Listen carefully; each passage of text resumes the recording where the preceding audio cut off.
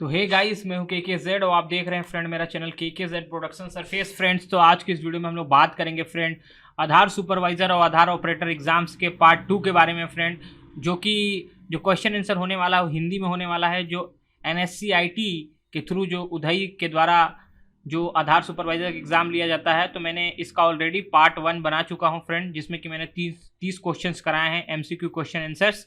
तो आज की इस वीडियो में मैं पार्ट 2 कराऊंगा फ्रेंड, जिसमें कि 70 क्वेश्चंस आपको मैं यहाँ पर कराने वाला हूँ। तो चलिए वीडियो को स्टार्ट करते हैं फ्रेंड। तो सबसे पहले मैं यहाँ पर स्क्रॉल कर लेता हूँ फ्रेंड। तो फ्रेंड, जो भी मैंने फर्स्ट पार्ट बनाया हुआ है आप उसके पूरे क्वेश्चंस को एक बार देख लें, और पूरे क्वेश्चंस को एक बार देखने के बाद फ्रेंड आप उन्हें रीड कर लें। देन आप उन सब क्वेश्चंस को एक बार रीड करते रहें फ्रेंड, ताकि आपको कोई प्रॉब्लम ना हो और आप अच्छे से अपना एग्ज़ाम देकर जो आधार सुपरवाइजर या ऑपरेटर का एग्ज़ाम है वो आप पूरी तरीके से दे सकते हैं फ्रेंड। और जो यहाँ क्वेश्चंस मैं करा रहा हूँ फ्रेंड, यही क्वेश्चंस आपके एग्ज़ाम में आएंगे। मैंने ऑलरेडी इंग्लिश वाला बना के रखा हुआ फ्रेंड, आप वहाँ से जाके देख सकते हैं। अदरवाइज आप हिंदी वाला देखना चाहते हैं तो आप इस वाले वीडियोस पे भी देख सकते हैं, ठीक है। मैंने वहाँ पर दोनों मिक्स करके बताया हुआ है, और वो वीडियो भी मैं इस वीडियो के डिस्क्रिप्शन के नीचे दे दूंगा, तो आप उसे देख सकते हैं। तो चलिए वीडियो को स्टार्ट करते हैं फ्रेंड। 30 क्वेश्चन ऑलरेडी करा चुका हूँ मैं, और 31वां क्वेश्चन है। जो बड़े बड़े क्वेश्चन होंगे फ्रेंड, मैं उसका डायरेक्ट ही आंसर बताऊंगा। यहाँ पर आप देख सकते हैं, आपको इन क्वेश्चन को सिर्फ याद में रखना है दिमाग पे, और यही क्वेश्चन आपके एग्जाम में मिलेंगे। इसमें कुछ इतना ज़्यादा समझने वाला चीज़ नहीं है, लेकिन ये है कि छोटी छोटी चीज़ें जो आपको पता होनी चाहिए, ठीक है। पहला क्वेश्चन है फ्रेंड, सत्यापनकर्ता को सुनिश्चित करना चाहिए कि POI दस्तावेज में अंकित नाम POI दस्तावेज में अंकित नाम के साथ मेल खाता है, ठीक है।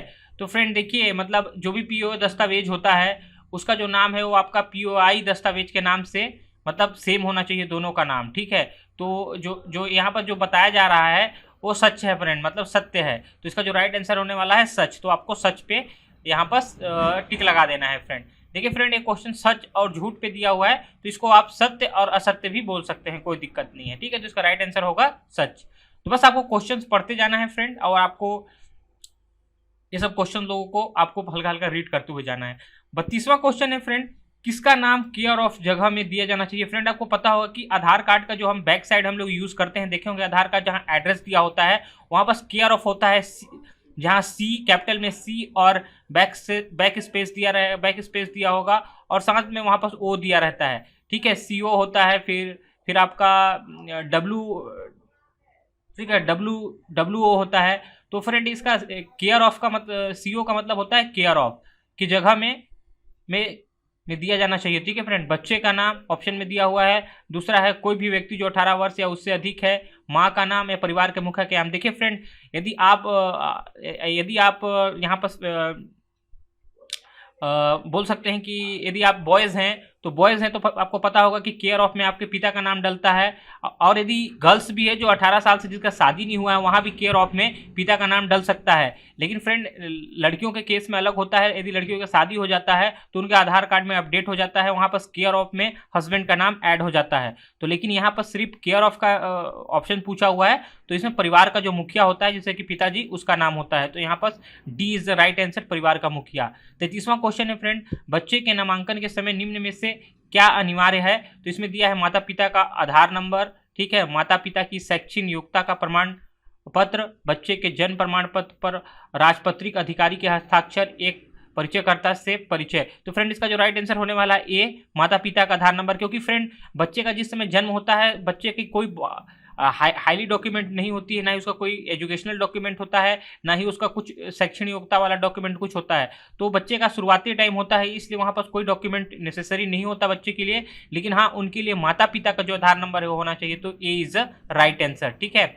इसके बाद 34वां क्वेश्चन है फ्रेंड, निम्न में से कौन सा परिचयकर्ता की तरह से एक अस्वीकार्यकृत है, ठीक है। तो इसका जो ऑप्शन दिखाई दे रहा होगा फ्रेंड, आधार के लिए नामांकन के लिए एक निवासी की मदद करना, पहचान और निवास के पते की पुष्टि करना, फिर आधार ऑपरेटर के निवासी का परिचय, या फिर अपने पिता का प्रतिरूपण करने के लिए निवासी की मदद करना, ठीक है। तो फ्रेंड, इसका जो राइट आंसर होने वाला है D ऑप्शन होगा, अपने पिता का प्रतिरूपण करने के लिए निवासी की मदद करना। D इज राइट आंसर, ठीक है।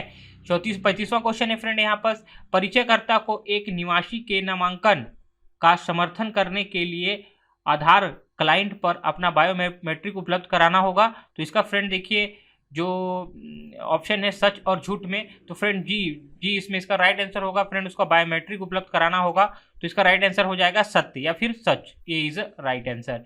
36वां क्वेश्चन है फ्रेंड, डैश नामांकन प्रक्रिया से संबंधित किसी भी कार्य के निर्वहन या जानकारी अपडेट करने के लिए समय समय पर प्राधिकरण द्वारा अन्य सेवाएं प्रदाताओं को नियुक्त या संलग्न किया जा सकता है।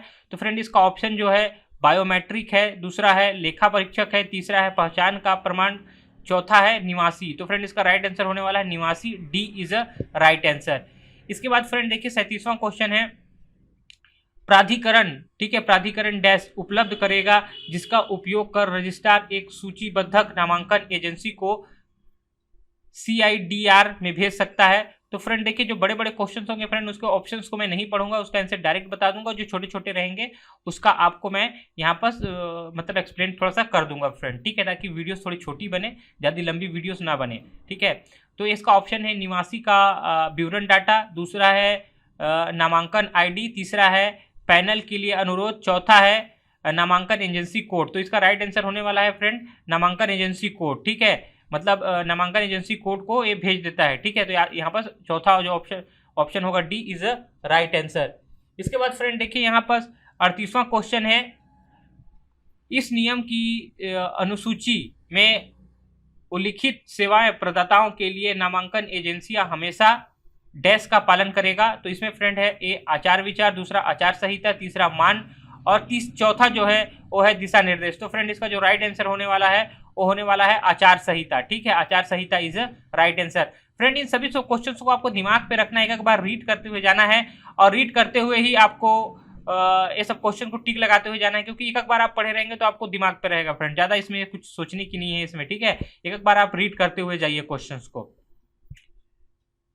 39वां क्वेश्चन है, यदि पहचानकर्ता परिचयकर्ता के रूप में काम करने के लिए तैयार है तो उसे आधार नामांकन सक्षम करने के उद्देश्य से एक परिचयकर्ता होने के लिए डैश करना होगा। तो फ्रेंड इसका जो ऑप्शन दिखाई दे रहा होगा, अपने मूल प्रमाण पत्र POI प्रदान करना, दूसरा है निवासी के साइन नामांकन शपत्र, तीसरा है फ्रेंड सी ऑप्शन है एक लिखित सहमति देना, चौथा है दिए गए विकल्पों में। तो इसका जो राइट आंसर होने वाला है फ्रेंड सी एक लिखित सहमति देना, ठीक है, एक लिखित सहमति देना इज अ राइट आंसर। इसके बाद फ्रेंड यहाँ पर देखिए 40वां क्वेश्चन है, रजिस्ट्रार क्षेत्र स्तर के क्रियान्वयन निगरानी और लेखा परीक्षा के लिए उत्तरदायी होगा, ठीक है। तो देखिए फ्रेंड यहाँ पर जो रजिस्ट्रार स्तर होता है वो मतलब टोटल चीज़ों पे ध्यान देता है, सब कुछ मतलब जो नामांकन केंद्र जनरेट करना या फिर और भी जितने भी उधई से रिलेटेड जितने भी इंफॉर्मेशन होते हैं उनको हैंडल रजिस्ट्रार क्षेत्र स्तर ही करता है।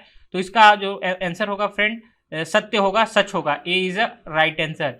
इसके बाद फ्रेंड देखिए 41वां क्वेश्चन है आपके पास, रजिस्ट्रार CIDR को जानकारी अपलोड करने के अलावा अन्य किसी भी उद्देश्य के लिए नामांकन के दौरान एकत्रित जानकारी का उपयोग करेगा।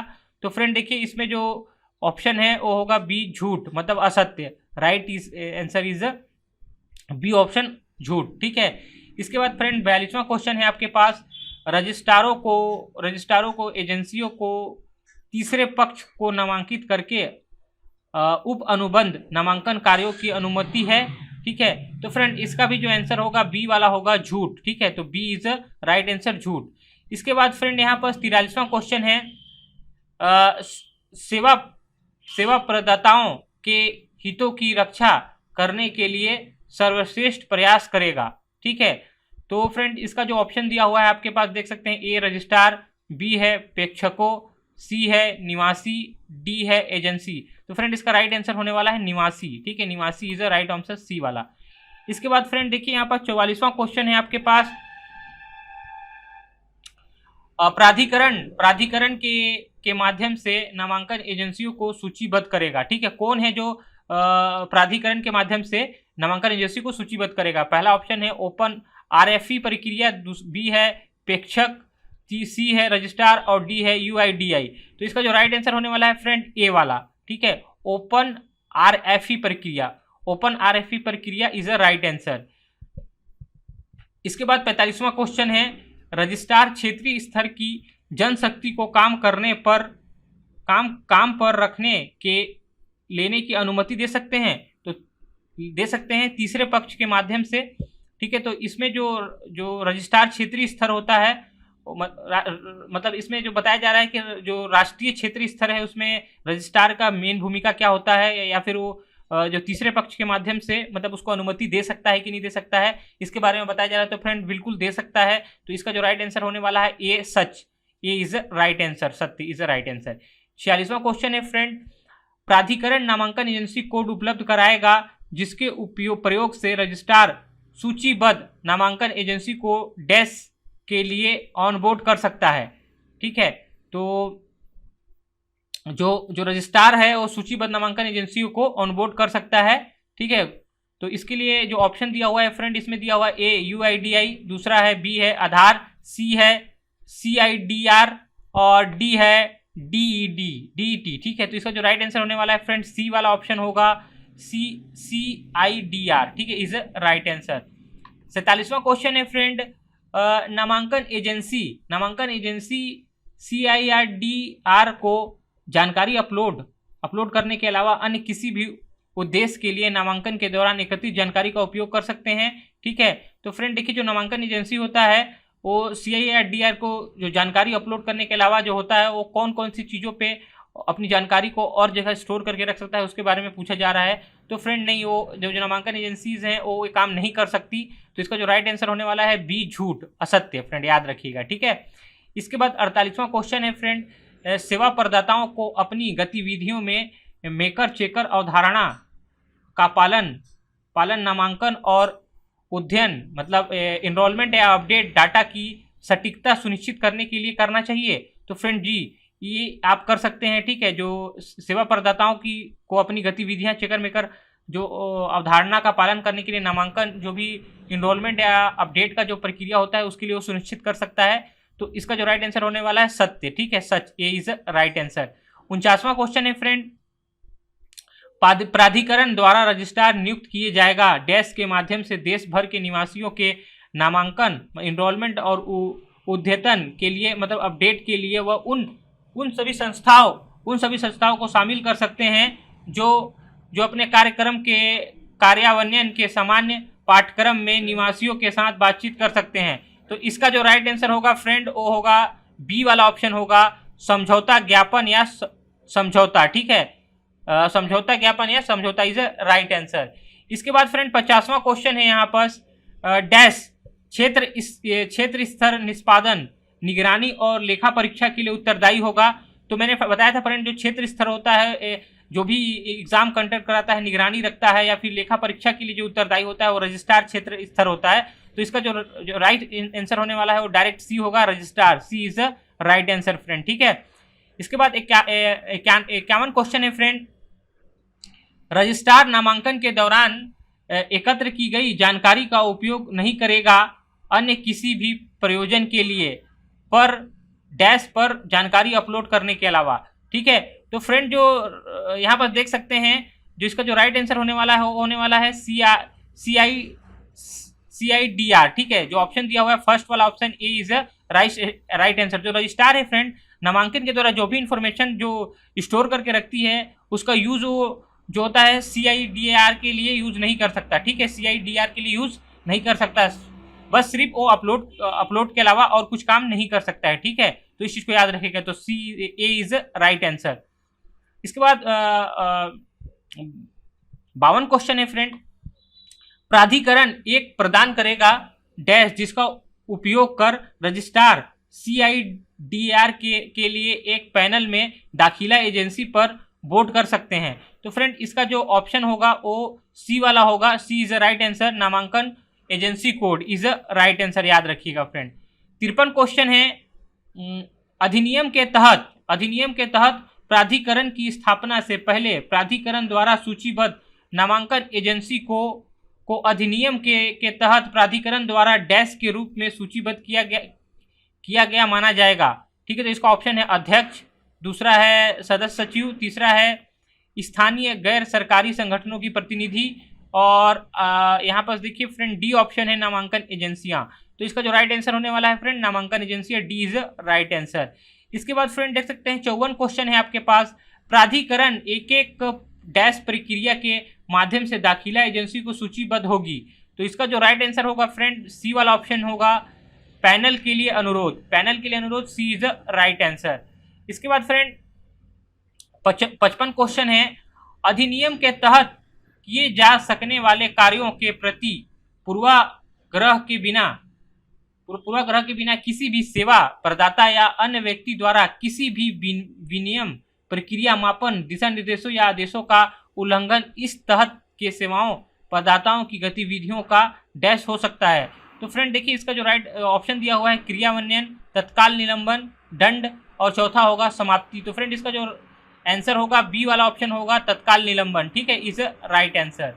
इसके बाद फ्रेंड जो 56 क्वेश्चन है यहाँ फ्रेंड देखिए यहाँ पर जो 56वां क्वेश्चन है, प्राधिकरण डैश के नामांकन गतिविधियों की निगरानी करेगा।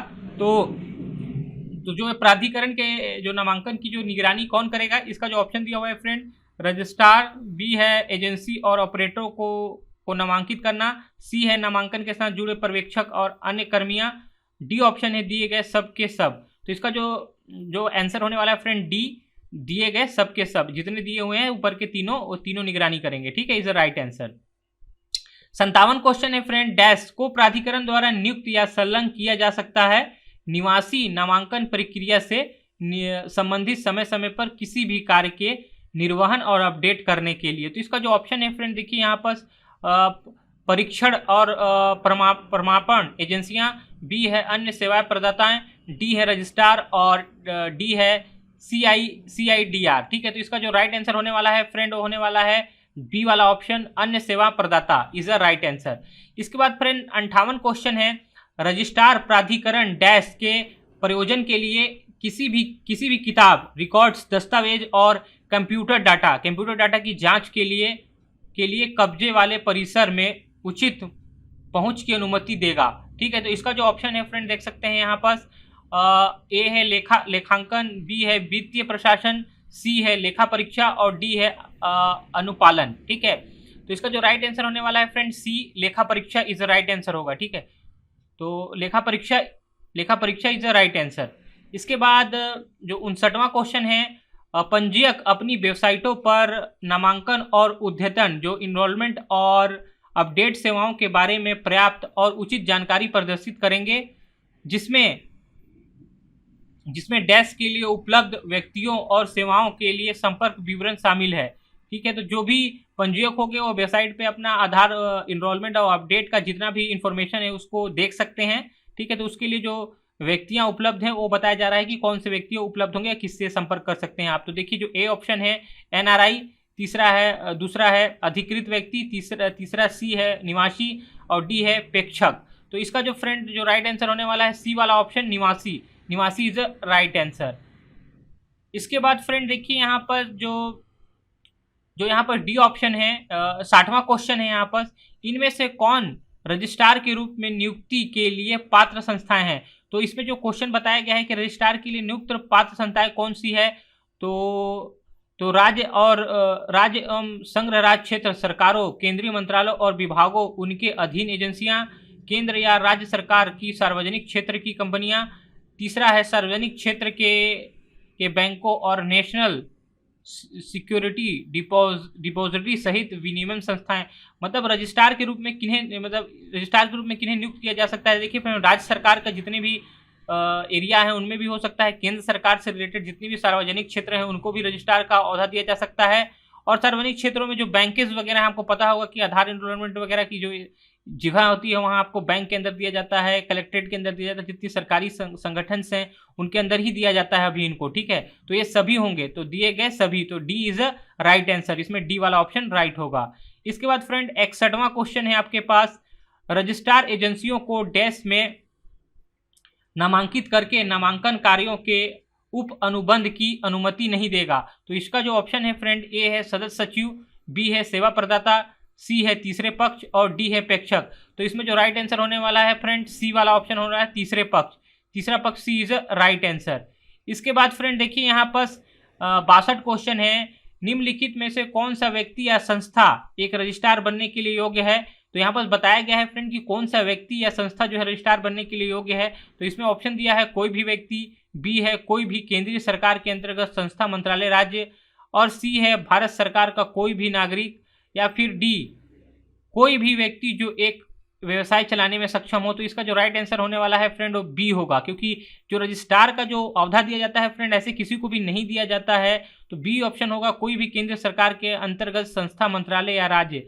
तो रजिस्ट्रार का आपको पता होगा कि वहाँ फ्रेंड दिया जाता है जहाँ से कि पूरी की पूरी इनरोलमेंट एजेंसी को कंट्रोल किया जाता है। तो बी इज राइट आंसर होगा फ्रेंड, याद रखिएगा। 63 क्वेश्चन है फ्रेंड, इनमें से किसे रजिस्ट्रार द्वारा नहीं किया जाना चाहिए, इनमें से किसे रजिस्ट्रार द्वारा नहीं किया जाना चाहिए। तो रजिस्ट्रार द्वारा जो नहीं किया जाता है, ठीक है, तो उसका यहाँ पर फ्रेंड यहाँ पर बताया जा रहा है। देखिए फ्रेंड, जो फर्स्ट क्वेश्चन है देख सकते हैं, क्षेत्र स्पष्ट निष्पादन, निगरानी और लेखा परीक्षा के लिए जिम्मेदार। फ्रेंड ये तो रजिस्ट्रार करता है, पता है आपको। अपनी वेबसाइट पर आधार, नामांकन और अद्यतन के बारे में प्राप्त जानकारी प्रदर्शित करता है फ्रेंड। तो ये भी फ्रेंड जो रजिस्ट्रार है ये करता है, आपको पता होगा, मतलब रजिस्ट्रार के अधिकार के अंदर है या उसके कंट्रोल के अंदर है। तीसरा है आधार नामांकन अपडेट के अलावा किसी भी दस्तावेज, किसी भी प्रयोजन के नामांकन के दौरान एकत्र की गई जानकारी का उपयोग, मतलब किसी भी मतलब नामांकन या फिर अपडेट जब हम करते हैं किसी भी पर्सन्स का, तो उसके जो इन्फॉर्मेशन होते हैं उसको सिर्फ अपलोड कर सकता है रजिस्ट्रार। मतलब इस डॉक्यूमेंट का या फिर इस इंफॉर्मेशन का वो कहीं जगह और यूज नहीं कर सकता फ्रेंड। ए वाला जो ऊपर भी पढ़े थे, तो ए वाला काम नहीं कर सकता वो, ठीक है। तो सी इज राइट आंसर, आपको पता होगा, ठीक है। यहाँ पर देख सकते हैं चौथा ऑप्शन जो डी का दिया हुआ है, पर्सर को कब्जे में लेने के मामले में यह आवश्यक है कि यूआईडीआई उचित अनुमति दे, ठीक है। तो ये भी काम कर सकता है रजिस्ट्रार। तो D C is right answer friend, याद रखिएगा, ठीक है, सी इज राइट आंसर। इसके बाद फ्रेंड देखिए 64वां क्वेश्चन है, आधार नामांकन अपडेट के लिए देश में विनिर्दिष्ट रजिस्ट्रार को हर समय आचार संहिता का पालन करना चाहिए। तो इसमें दिया है फ्रेंड आधार अधिनियम 2016 और आधार विनियम, बी है जीएफआर नियम, सी है 1 और 2 दोनों, और डी है इनमें से कोई भी नहीं। तो इसका जो राइट आंसर होने वाला है फ्रेंड ए वाला होगा, आधार अधिनियम 2016 और आधार विनियम is a right answer friend, ठीक है, याद रखिएगा। इसके बाद फ्रेंड देखिए 65वां क्वेश्चन है यहाँ पर, एजेंसियों के आवेदन का मूल्यांकन करने के लिए निम्नलिखित में से कौन सा जिम्मेदार है और योग्य एजेंसी को नामांकन एजेंसी ईए के रूप में सूचीबद्ध करता है। तो इसका जो ऑप्शन है फ्रेंड देख सकते हैं, ए है केंद्रीय मंत्रालय, बी है रजिस्ट्रार और यूआईडीआई, सी है 1 और 2 दोनों, ऊपर की ए और बी दोनों, और डी है यूआईडीआई। तो इसका फ्रेंड जो राइट आंसर होगा बी वाला ऑप्शन होगा, रजिस्ट्रार और यूआईडीआई, ठीक है, इज अ राइट आंसर। इसके बाद फ्रेंड जो 66 क्वेश्चन है आपके पास, रजिस्ट्रार की मूल जिम्मेदारी क्या है, मतलब रजिस्ट्रार का मेन वर्क क्या है फ्रेंड, यहाँ बताया गया है। तो देखिए फ्रेंड यहाँ पर आधार अधिनियम 2016 और आधार विनियम का पालन करना बिल्कुल ये रजिस्ट्रार के कंट्रोल में है या फिर उसके हक में है, ठीक है। दूसरा है बी, इनरोलिंग एजेंसी को किराए पर लें, संलग्न करें और इसके कामकाज को मॉनिटर करें, ये भी जो रजिस्ट्रार का मूल काम है। सी है सुनिश्चित करें कि क्या नामांकन और अद्यतन संचालन के लिए उनके द्वारा नियोजित या नियुक्त कोई भी नामांकन एजेंसी या व्यक्ति प्रमाणित है। फ्रेंड ये भी रजिस्ट्रार का ही काम होता है। तो देखिए यहाँ पर जो डी वाला ऑप्शन बचता है ऊपर के सभी, तो डी वाला ऑप्शन राइट होगा, D is a right answer. इसके बाद फ्रेंड देखिए 67 क्वेश्चन है आपके पास, कौन सा व्यक्ति या संस्था निम्नलिखित में से बीच एक नामांकन एजेंसी बनने के लिए पात्र है।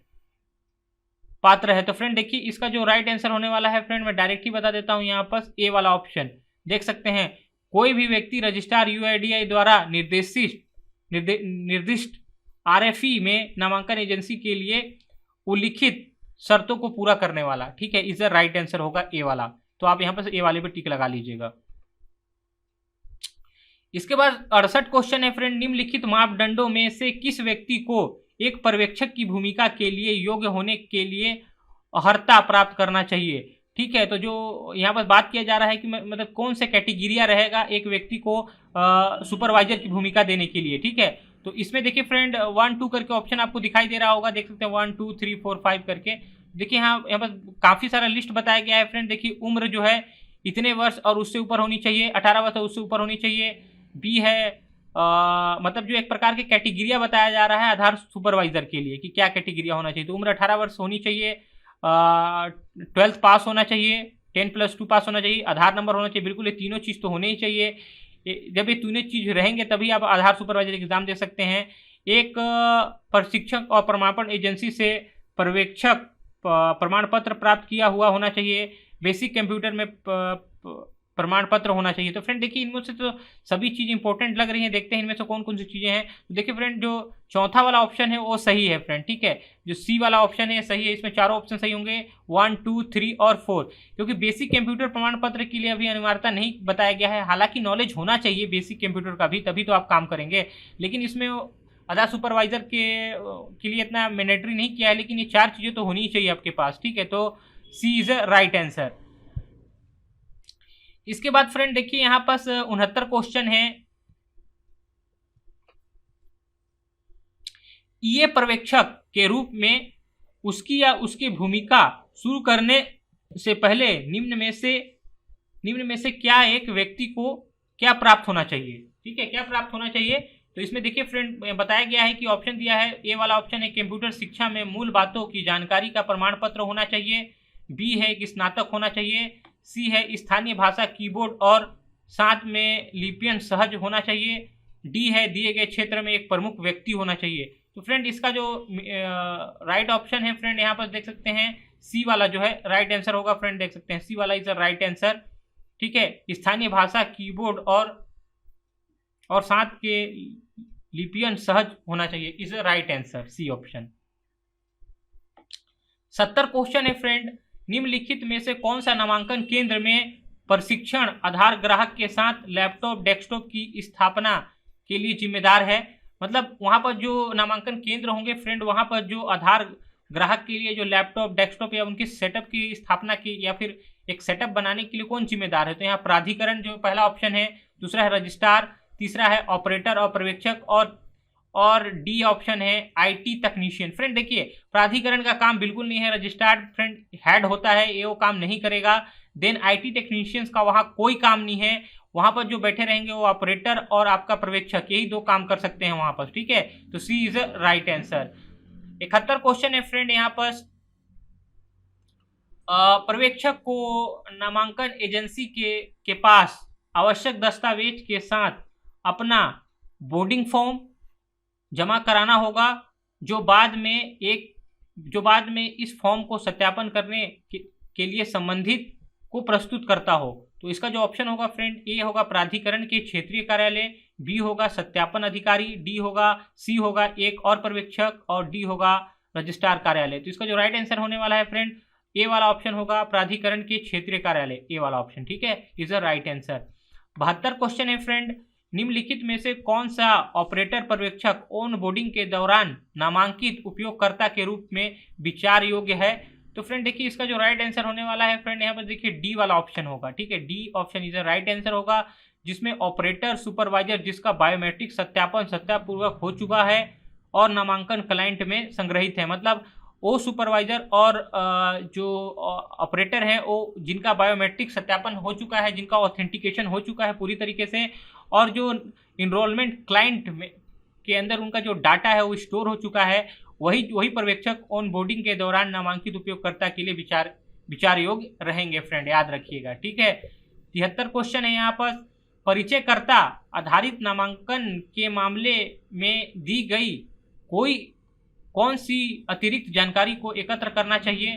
पहला ऑप्शन है फ्रेंड परिचयकर्ता के हस्ताक्षर, दूसरा है परिचयकर्ता के अंगूठा, और तीसरा ऑप्शन है फ्रेंड देख सकते हैं यहाँ पर परिचयकर्ता का आधार संख्या। तो फ्रेंड यहाँ ऑप्शन दिया हुआ है केवल 1, केवल 2, ठीक है, दोनों 2 और 3 और दिए गए सभी विकल्प। तो इसका जो राइट आंसर होने वाला है फ्रेंड डी, ठीक है, क्योंकि इसमें तीनों चीज़ें जो है इंपॉर्टेंट है। परिचयकर्ता के हस्ताक्षर भी लगेंगे वहाँ पर, आपको पता है, क्योंकि आधार इनरोलमेंट के टाइम जो होता है वहाँ पर परिचयकर्ता का साइन भी लिया जाता है। परिचयकर्ता का अंगूठा तो आपको पता है कि 10 फिंगरप्रिंट्स आपको वहाँ पर कैप्चर किए जाते हैं बायोमेट्रिक डिवाइस से।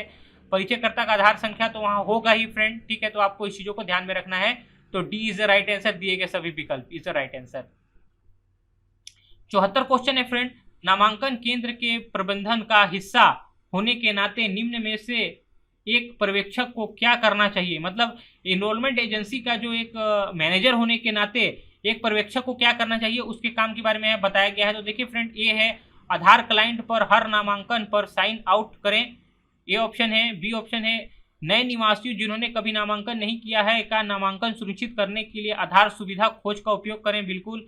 सी जो है फ्रेंड, सुनिश्चित करें कि प्रत्येक आधार नामांकन, इनरोलमेंट या अद्यतन अपडेट के बाद ऑपरेटर अपनी बायोमेट्रिक पुष्टि प्रदान करता है, या फिर दिए गए सभी।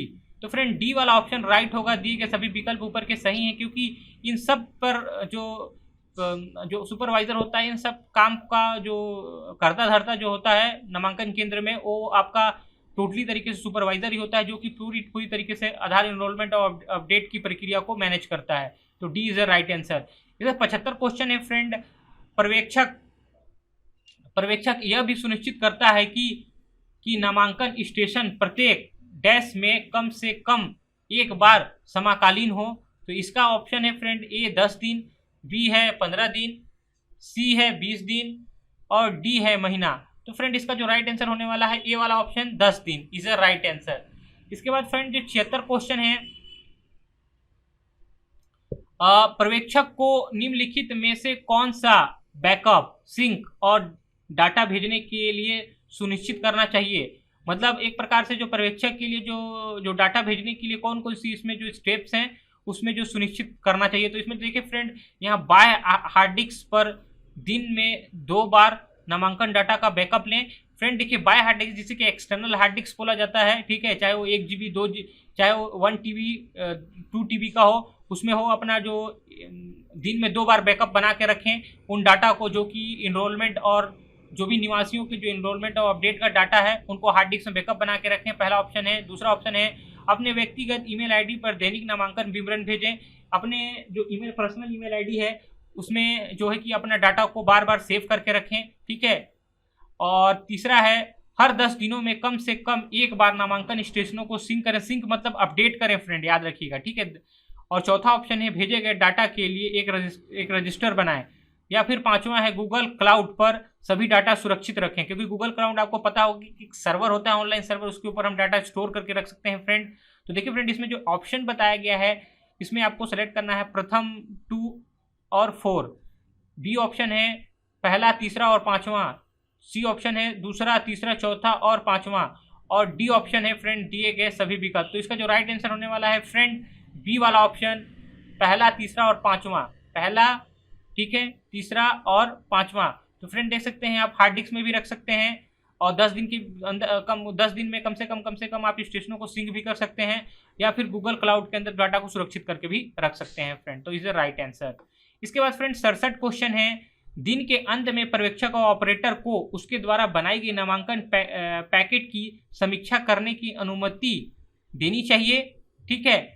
तो फ्रेंड जो पर्यवेक्षक और जो ऑपरेटर होते हैं, सुपरवाइजर होते हैं, वो दिन भर में जितने भी पैकेट्स नामांकन के पैकेट्स बनाए हैं क्या उनको समीक्षा करने की अनुमति है। तो फ्रेंड यहाँ पास ऑप्शन दिया हुआ है सही और गलत का, तो फ्रेंड एक गलत है, मतलब वो नहीं कर सकते हैं, ठीक है। तो B is the right answer, D मतलब B is the right answer, गलत है, ठीक है।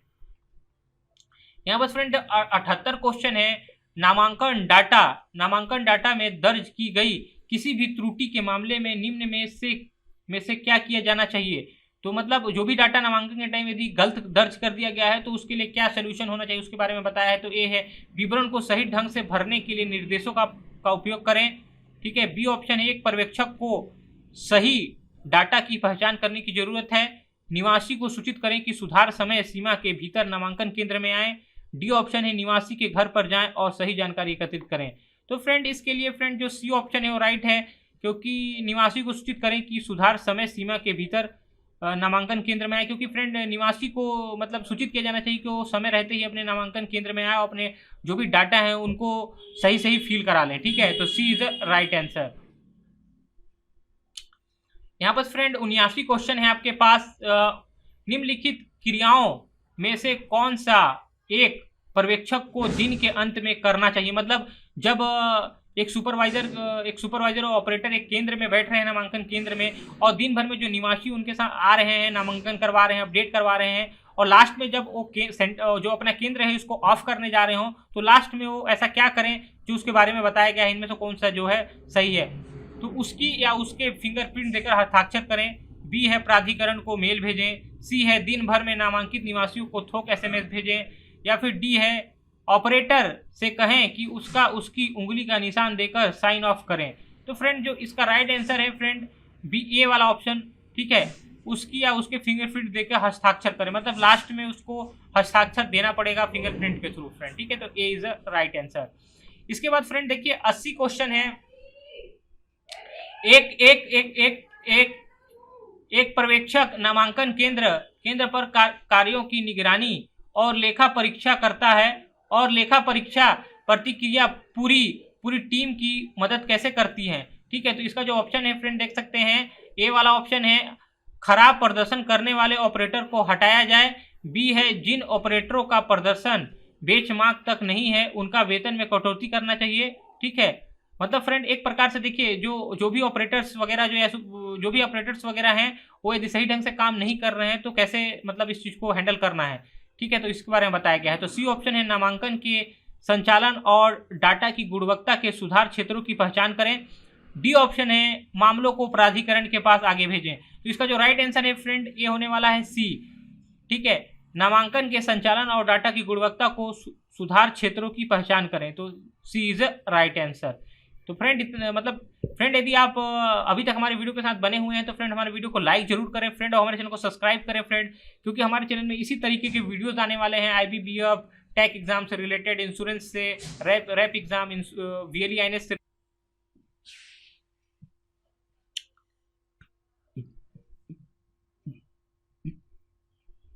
तो फ्रेंड देखिए यहाँ पर 81वां क्वेश्चन देखते हैं हम लोग।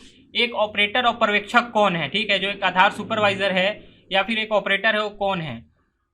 तो ए ऑप्शन है फ्रेंड एक व्यक्ति को नामांकन एजेंसी के कार्यों को संभालती है, अर्थात सफाई, बिजली का कनेक्शन इत्यादि, ठीक है। बी ऑप्शन है प्राधिकरण और नामांकन एजेंसियों के बीच एक मध्यस्थ, ठीक है। इसके बाद फ्रेंड जो सी ऑप्शन है नामांकन केंद्रों पर नामांकित निष्पादित करने के लिए एक नामांकन एजेंसी द्वारा नियोजित एक व्यक्ति, या फिर डी ऑप्शन है एक निवासी जो नामांकन एजेंसी पर आधार के लिए नामांकन करने के लिए आता है। तो फ्रेंड जिसका जो राइट आंसर होने वाला है वो सी वाला ऑप्शन होगा, सी इज द राइट आंसर। नामांकन केंद्रों पर नामांकन निष्पादित करने के लिए एक नामांकन एजेंसियों द्वारा नियोजित एक व्यक्ति, क्योंकि ये जो आधार अपडेट या फिर आधार इन्वॉल्वमेंट के अकॉर्डिंग जितने भी काम होते हैं वो इन्हीं दोनों के द्वारा किया जाता है, ऑपरेटर्स एंड पर्यवेक्षक, जिसको कि सुपरवाइजर भी कहा जाता है, ठीक है। तो C option is the right answer. यहाँ पर फ्रेंड 82 क्वेश्चन है। एक व्यक्ति का ऑपरेटर पर्यवेक्षक की भूमिका के लिए निम्नलिखित में से कौन पात्रता मापदंड है। तो इसमें फ्रेंड जो ऑपरेटर या पर्यवेक्षक के लिए कौन सी कैटेगरिया रहता है या फिर मापदंड रहता है उसके बारे में बताया गया है। तो पहला ऑप्शन है ए व्यक्ति की उम्र 18 और 21 के बीच होना चाहिए, बी है व्यक्ति एक स्नातक होना चाहिए, सी है व्यक्ति जावा में विशेषज्ञ होना चाहिए, डी है व्यक्ति को एक प्रशिक्षण और प्रमापन एजेंसी से ऑपरेटर या पर्यवेक्षक मापदंड प्राप्त होना चाहिए। तो फ्रेंड इसमें जो राइट आंसर होने वाला है व्यक्ति को एक प्रशिक्षक और प्रमापन एजेंसी से ऑपरेटर या फिर पर्यवेक्षक प्रमाण पत्र होना चाहिए फ्रेंड। तो इज राइट आंसर, ठीक है, डी वाला ऑप्शन इज राइट आंसर। इसके बाद फ्रेंड 83 क्वेश्चन है। निवासी के आधार नामांकन या उद्घाटन फॉर्म की जांच करते समय एक ऑपरेटर पर्यवेक्षक को निम्नलिखित में से क्या सुनिश्चित करना चाहिए। जब निवासी का फ्रेंड आप इनरोलमेंट का काम कर रहे हो या फिर अपडेट का काम कर रहे हो तो उस समय जो ऑपरेटर सुपरवाइजर को कौन सी चीज़ें ध्यान में रखनी चाहिए। तो यहाँ पर पहला ऑप्शन है ए निवासी के अंगूठे की छाप है, बी ऑपरेटर के अंगूठे की छाप है, सी है सत्यापनकर्ता के हस्ताक्षर हैं, डी है परिचयकर्ता या परिवार के मुखिया के हस्ताक्षर हैं। तो सी इसका राइट आंसर होगा फ्रेंड, सत्यापनकर्ता के हस्ताक्षर हैं, ठीक है। तो वहाँ पर आपको जो सिग्नेचर का जहाँ पर कॉलम रहता है वहाँ पर आपको ध्यान देने की जरूरत रहता है ऑपरेटर सुपरवाइजर या ऑपरेटर को कि जो सत्यापनकर्ता के हस्ताक्षर हैं या नहीं वहाँ पर, ठीक है। तो सी इज अ राइट आंसर। इसके बाद फ्रेंड यहाँ पर 84वां क्वेश्चन है। ऑपरेटर को यह सुनिश्चित करना चाहिए कि उसके बायोमेट्रिक और आइरिस को कैप्चर करते समय निवासी की स्क्रीन बंद ना हो। तो फ्रेंड जिस समय हम लोग जो आइरिस के थ्रू या फिर जो बायोमेट्रिक डिवाइस है, ठीक है, जब ऑपरेटर किसी निवासी का कैप्चर करते रहता है तो उस समय ध्यान देना रहता है कि जो उसका स्क्रीन है वो बंद ना हो, ठीक है, क्योंकि अपडेट का भी काम करना हो वहाँ भी बायोमेट्रिक यूज होता है, फिर या फिर आइरिस से अपडेट करेंगे, ठीक है। तो उस समय इस चीज़ को ध्यान देना रहता है फ्रेंड, ठीक है। तो इसका जो राइट ऑप्शन है फ्रेंड हाँ या फिर बी है नहीं, तो इसमें फ्रेंड जो राइट आंसर होने वाला है बी नहीं, ठीक है, तो B is a right answer. इसके बाद फ्रेंड 85 क्वेश्चन है, ऑपरेटर को निवासी से कहना चाहिए कि जो डाटा दर्ज किया जा रहा है उसे जांच लें और उसे बंद करने से पहले निवासी के साथ जनसांख्यिकी डाटा की समीक्षा करनी चाहिए।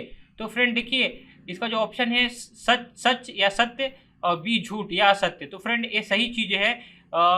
मतलब ऑपरेटर को निवासी से कहना चाहिए सब चीज़ें कि आप अपनी जितनी भी डॉक्यूमेंट्स है उनको मतलब एक प्रकार से पूरी तरीके से वेरीफाई कर लें, ठीक है। तो इसका जो राइट आंसर होने वाला है सच, ठीक है, सच इज राइट आंसर। इसके बाद फ्रेंड देखिए 86 क्वेश्चन है, आंगनबाड़ी आशा कार्यकर्ता के मामले में जो एक CLC ऑपरेटर बनना चाहता है उसकी या उसकी न्यूनतम योग्यता क्या होनी चाहिए, ठीक है। आंगनबाड़ी आशा कार्यकर्ता के मामले में जो CLC ऑपरेटर बनना चाहते हैं उसकी योग्यता क्या होनी चाहिए, उसकी एलिजिबिलिटी क्या होनी चाहिए। ए है 10वीं पास, बी है 12वीं पास, सी है स्नातक और डी है स्नातक है फ्रेंड, ठीक है। तो फ्रेंड इसके लिए जो है जो मिनिमम कैटेगरिया है वो है ए 10वीं पास, तो ए इज अ राइट आंसर। इसके बाद फ्रेंड देखिए यहाँ पास जो 87 क्वेश्चन है, 87 क्वेश्चन है फ्रेंड यहाँ पर। तो देखिए फ्रेंड यहाँ पर 87 क्वेश्चन है, 87 क्वेश्चन है फ्रेंड यहाँ पर देख सकते हैं आप। निम्नलिखित में से किसके पास ऑपरेटरों के ऑनबोर्डिंग को स्वीकार या अस्वीकार करने का अधिकार है, मतलब ऑपरेटर के ऑनबोर्डिंग को स्वीकार या अस्वीकार करने का अधिकार किसके पास है। ए है किसी भी मान्य ऑपरेटर के पास, किसी भी अन्य ऑपरेटर के पास, बी है UIDAI क्षेत्रीय कार्यालय, सी है पर्यवेक्षक और डी है निवासी। तो फ्रेंड इसका राइट आंसर होने वाला है बी वाला ऑप्शन UIDAI क्षेत्रीय कार्यालय, ठीक है, इज राइट आंसर।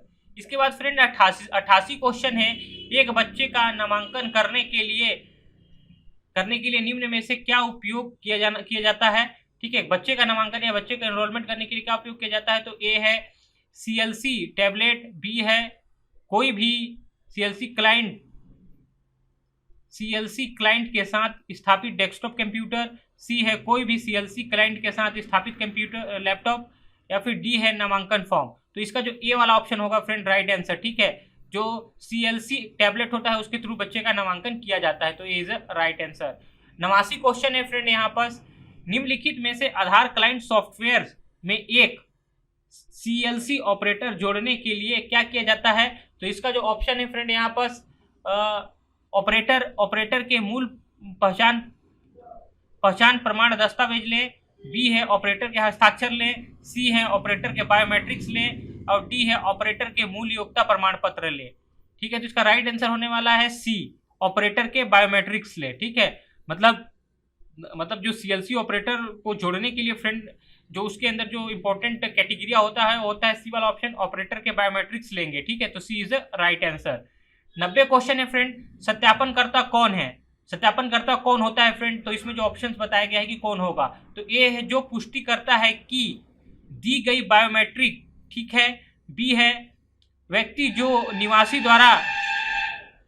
निवासियों द्वारा प्रस्तुत दस्तावेज और नामांकन अपडेट फॉर्म की पुष्टि करता है, सी है वह व्यक्ति जो यह पुष्टि करता है कि निवासी पहली बार नामांकन करवा रहा है, और डी ऑप्शन है यहाँ पर वह व्यक्ति जो सुनिश्चित करता है कि निवासी नामांकन करने से पहले कम से कम स्नातक है। तो फ्रेंड इसका जो राइट आंसर होने वाला है बी वाला ऑप्शन, देख सकते हैं बी वाला ऑप्शन, व्यक्ति जो निवासी द्वारा प्रस्तुत दस्तावेज और नामांकन अपडेट फॉर्म की पुष्टि करता है, तो B is the right answer. यहाँ पर फ्रेंड 91 क्वेश्चन है, निम्नलिखित के बीच कौन अच्छी तरह से सत्यापनकर्ता की भूमिका के लिए उपयुक्त है। तो इसमें से कौन से फ्रेंड निम्नलिखित में से कौन सा अच्छी तरह से सत्यापनकर्ता की भूमिका के लिए उपयुक्त है, मतलब सत्यापनकर्ता के लिए एलिजिबिलिटी है। तो पहला है ए निजी स्कूल के शिक्षक, बी हैं सेवानिवृत्त सरकारी अधिकारी, सी हैं अच्छी तरह से शिक्षित गृहिणियां और डी है सैन्य कर्मचारी। तो फ्रेंड देखिए यहाँ पर जो बी होता है, जो आपको पता होगा कि जो गवर्नमेंट गैजेट ऑफिसर्स होते हैं उन्हीं का जो सत्यापन करते हैं उन्हीं को वैलिड माना जाता है। तो B is the right answer, सेवाविरत सरकारी अधिकारी इज द राइट आंसर। इसके बाद 92 क्वेश्चन है फ्रेंड, निवासी द्वारा प्रस्तुत निम्नलिखित दस्तावेज में से कौन सा पीओए के रूप में सत्यापन प्रयोजन के लिए स्वीकार्य है?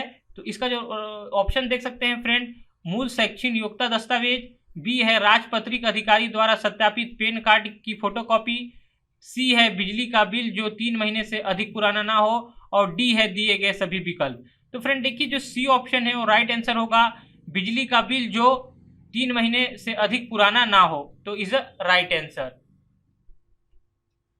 93 क्वेश्चन है फ्रेंड, निम्नलिखित में से हैं किसमें सत्यापनकर्ता सत्यापन के लिए मना कर सकते हैं? ठीक है, तो जो सत्यापनकर्ता होता है वो किस चीज के लिए मना कर सकते हैं, इसके लिए बताया गया है फ्रेंड। तो ए है यदि उसे पता चलता है कि दस्तावेज में विवरण बदल गए हैं, ठीक है। बी है यदि प्रमाण पत्र की फोटोकॉपी प्रस्तुत किया जाता है, तो सी है यदि निवासी पते के प्रमाण के रूप में बिजली बिल जमा करता है तो, या फिर डी दोनों, ए और 2 दोनों। तो फ्रेंड इसमें ए और 2 दोनों होगा फ्रेंड, इसमें ए और बी वाला दोनों ऑप्शन सही होगा, तो जो डी वाला ऑप्शन होगा राइट होगा। 94 क्वेश्चन है फ्रेंड, पीओआई के लिए निवासी के नाम डैश युक्त एक दस्तावेज की आवश्यकता है। ठीक है, जो पीओआई के निवासी के नाम के लिए उपयुक्त दस्तावेज कौन सा हो सकता है? ए है मोबाइल नंबर, बी है घर का पता, सी है ईमेल पता, डी है फोटो। तो इसका जो राइट आंसर होने वाला है friend D photo is a right answer. इसके बाद फ्रेंड देखिए यहाँ पर जो 95 क्वेश्चन है,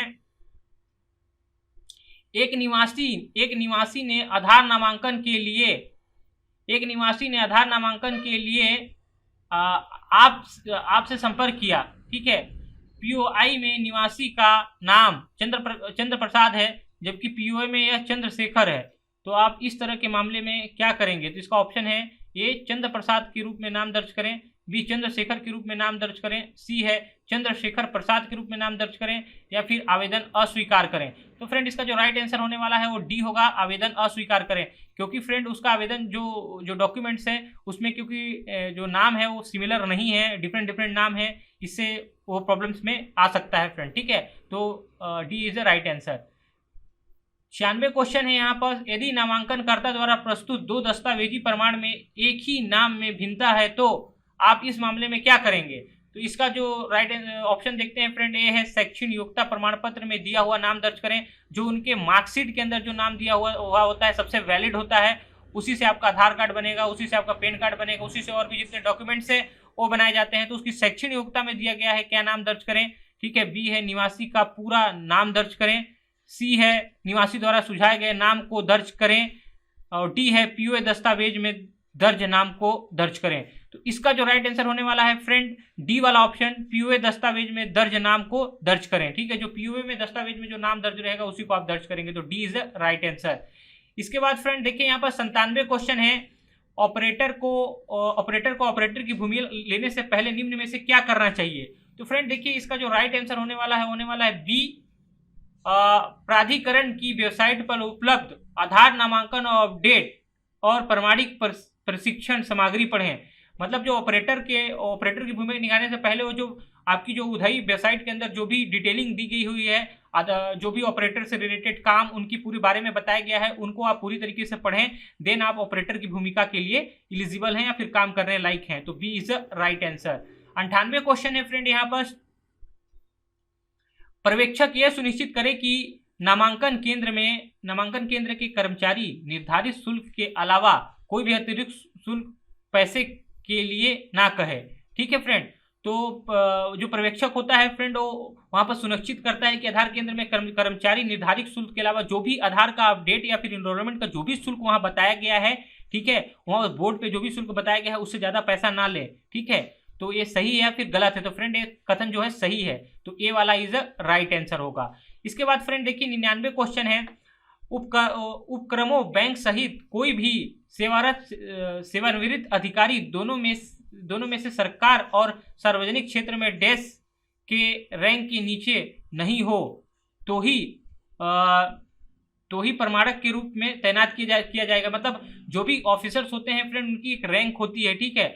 तो वहां पर फ्रेंड क्या होगा कि वह सत्यापन करने के लिए जो भी वहां पर बैठेंगे तो उनकी रैंक जो होगी उससे नीचे नहीं होनी चाहिए। तो फ्रेंड देख सकते हैं A group A, B group B, C है ग्रुप सी और डी है प्रबंधक। तो फ्रेंड देखिए यहाँ पर राइट आंसर होने वाला है सी।